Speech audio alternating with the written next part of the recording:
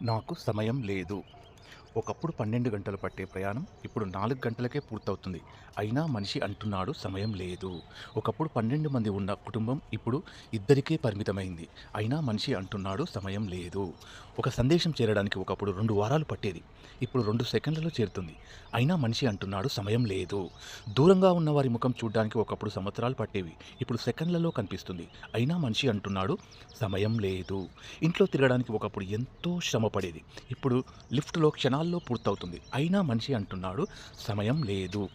బ్యాంకులో క్యూలో గంటల తరబడి నిలబడ్డ మనిషి ఇప్పుడు మొబైల్‌లలో సెకన్లలో లావాదేవీలు చేస్తున్నాడు. అయినా అంటున్నాడు సమయం లేదు.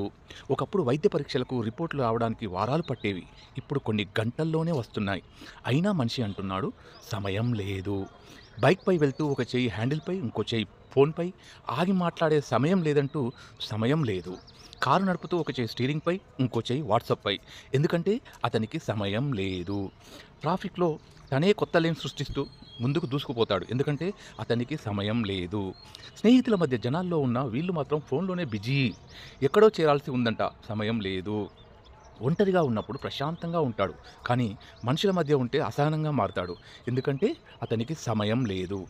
అతనికి సమయం లేనివి వాకింగ్ చేయడానికి సమయం లేదు. పుస్తకాలు చదవడానికి సమయం లేదు. తల్లిదండ్రులకు ఫోన్ చేయడానికి సమయం లేదు. స్నేహితులను కలవడానికి సమయం లేదు.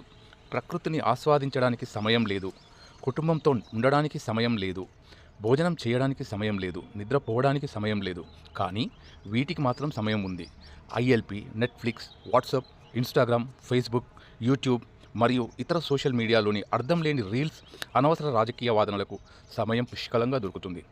వాస్తవం, ప్రపంచం సులభమైంది. సాంకేతికత దగ్గరైంది. దూరాలు మాయమయ్యాయి. సౌకర్యాలు పెరిగాయి. అవకాశాలు విస్తరించాయి. అయినా మనిషికి సమయం లేదు అని చెబుతూనే తన నుంచి తాను దూరం అవుతున్నాడు. చివరి సత్యం, ఒకరోజు సమయమే అతని చేతుల నుంచి జారిపోతుంది. ఆ చివరి క్షణంలో అతనికి అర్థమవుతుంది సమయం ఉంది. కానీ అప్పటికే జీవితం మొత్తం అయిపోయి చివరి క్షణాల్లో ఉంటాడు. అప్పుడు ఎంత సమయం ఉన్నా వృధా. దయచేసి బంధాలకు, బంధుత్వాలకు, స్నేహితులకు, సేవా కార్యక్రమాలకు సమయం కేటాయిస్తూ ఉన్నన్ని రోజులు పేరు ప్రఖ్యాతులు గడిస్తూ సుఖంగా, సంతోషంగా ఉన్నన్ని రోజులు జీవిద్దాం. సమయం కోసం ఎదురు చూడొద్దు. సమయాన్ని సృష్టించుకో. సమయాన్ని గెలిచిన వాడు జీవితం గెలుస్తాడు. క్షణం విలువ తెలిసిన వాడే విజేత. సమయం మాట్లాడదు, ఫలితం మాట్లాడుతుంది. మీదే సంపాదనకు సాధనకు సరైన మార్గం సమయం. వృధా చేయకు మిత్రమా, అవకాశం తిరిగి రాదు.